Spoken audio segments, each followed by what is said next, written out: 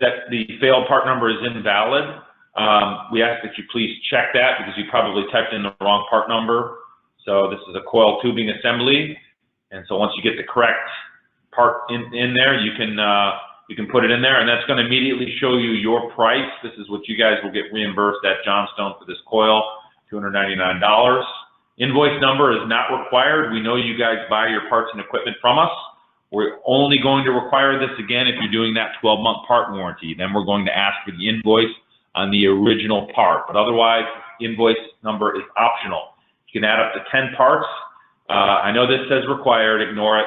This is just a bug that we have in test. I promise you this will not happen to you. Take my word for it. You will not get the invoices required there. That's just something that we have in our test environment. Okay, so I'm going to add an additional part in here that I copied.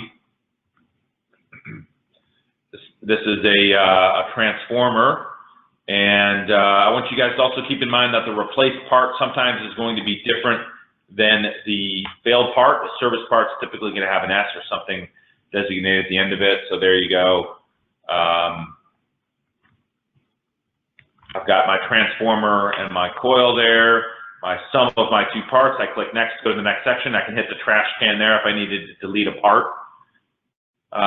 But again, invoice is not required. And then request labor. Everyone, of course, wants to say yes here, but you're only going to be able to request labor here if in the service detail section, if you saw that there was an extended warranty, it would show you that here.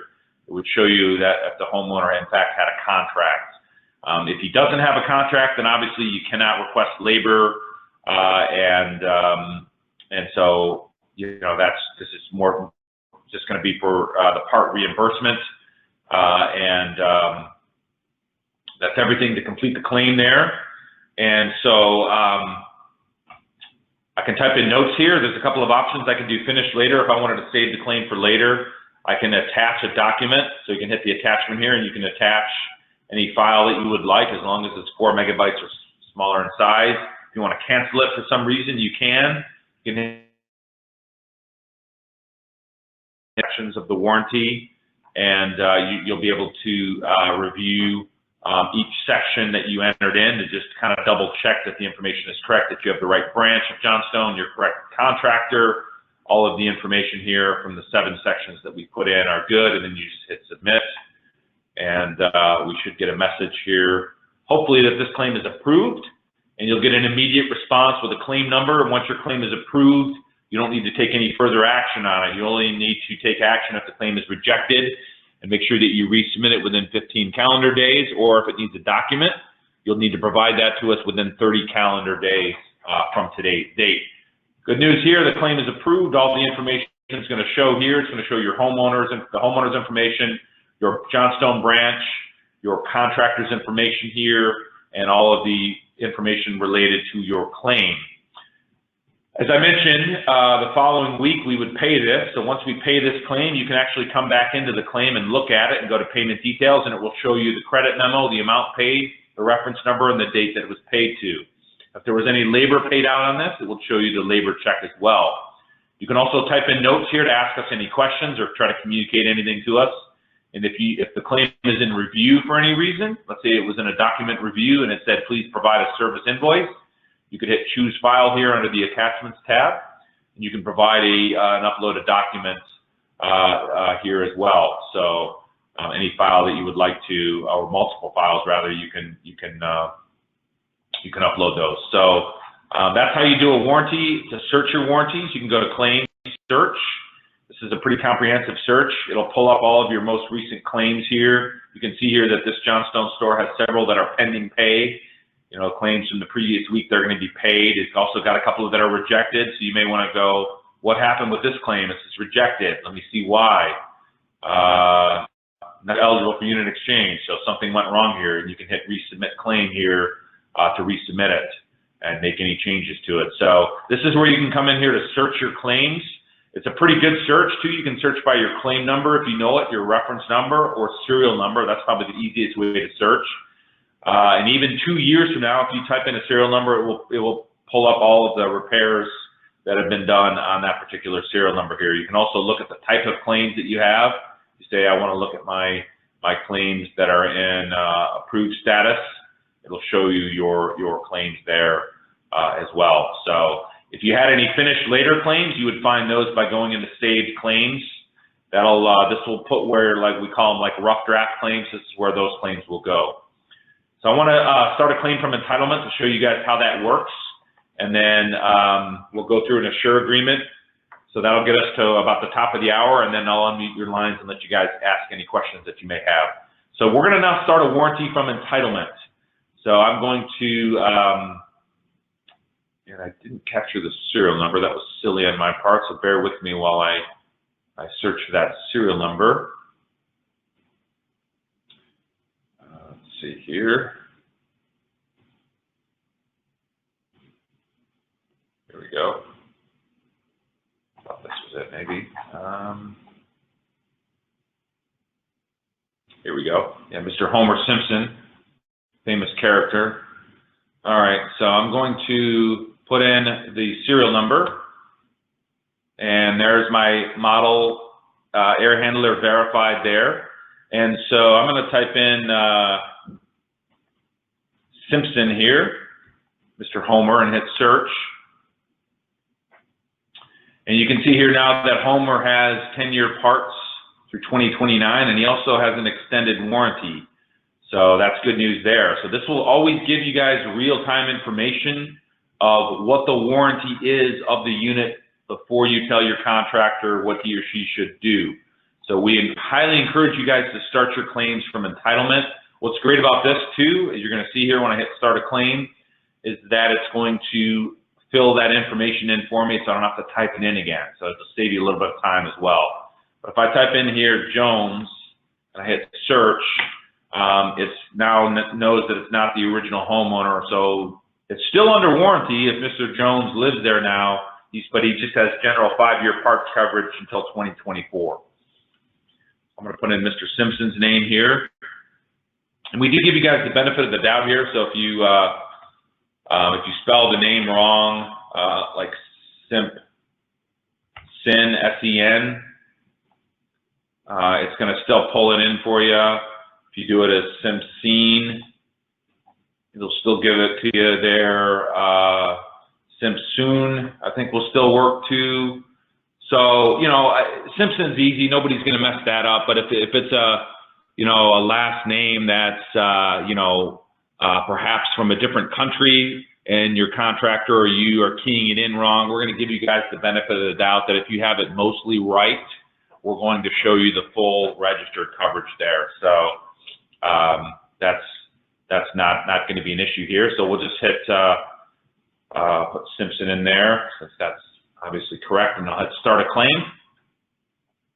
And it will now bring up we just need to pick our location here. I'm going to select we'll do this, the Florence store for this one. And we'll go with that 1704 account again, which is my Clean Air Dealer test. And no location. Next, go to the next section. And we're going to do a warranty claim on the air handler is already in there for us. We're just going to type in test 021402. We'll make that a little bit different, that reference number. When we go next, there is Mr. Homer Simpson's information there on Duff Street in Houston. So all Homer is in there. Next, go to the next. And I apologize, we're on a test server that's a little bit slower than what our production environment will see, but the install date is known and it's populated there. You'll notice here that I can't change it since that's known from the registration. Component code, I'm going to say, I'll say motor, and we'll say burnt shorted, that's fine. There is the service agreement number, so if you guys see this and your customer has signed up for Assure, it doesn't matter that you didn't sell it. You can go ahead and request the labor on behalf of your contractor, and they will get paid by check for that. It doesn't matter that you didn't sell it. If some other distributor and dealer sold that Assure, if you guys are doing the repair work on it, your customer is, they're still eligible to get the labor for that. So I'm going to put in a coil here, the failed part, replace part. Keep in mind that this will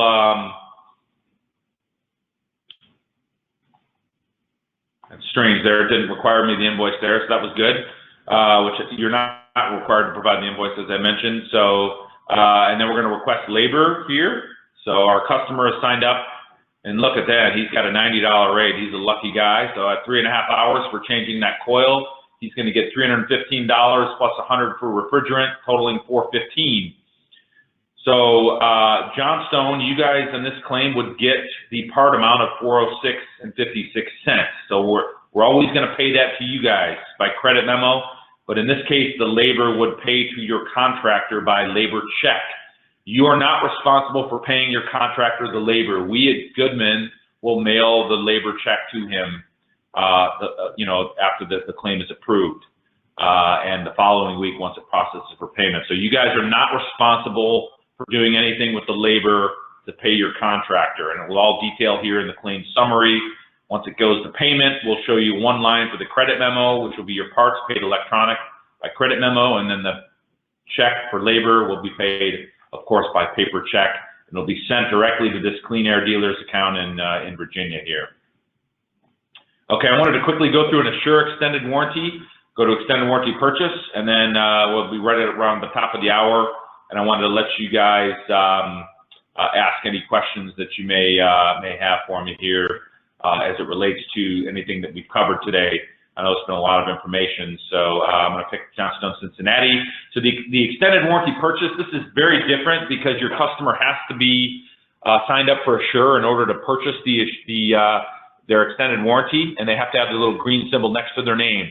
If they're not there, again, you would go back into PartnerLink and send them that service agreement that we covered with the federal tax ID to get them signed up. There's no cost to get them signed up for the Assure program. You just have to have all the information and send it over to them. Install date, as I mentioned, we'll use August as an install date here because I mentioned that it's up to a year from install date. If the install date is known, though, it will, when you purchase the Assure, it will go back and it'll update it to that install date if the unit has been registered. If it's not known, then you'll provide that install date here. Internal contract number is going to be the same as reference number. You're just going to make sure that this is a unique value because this will appear on your invoice statement. Probably the most important thing I want to cover for the Assure entry, guys, is please make sure that you put in a PO number here. If you don't know what it's going to be here, please put it in immediately after you purchase the contract, which we'll do that in just a second here. But that is important because if you don't put a PO here, what will happen is we at Goodman, we will invoice Johnstone Corporate in Oregon for the contract. And then they're going to look at it and go, gee, that Ogden store didn't put a PO in here indicating that this is for their store. And then they're going to fuss at you guys about it. So please put your POs in here. You have up to 2 weeks almost from the date that you do the contract to get the PO in there. So you don't have to do it right away. Just don't forget, the contracts we invoice every other week. So you've got a little bit of time with the Assure contract. So this one's not going to get invoiced immediately the following week.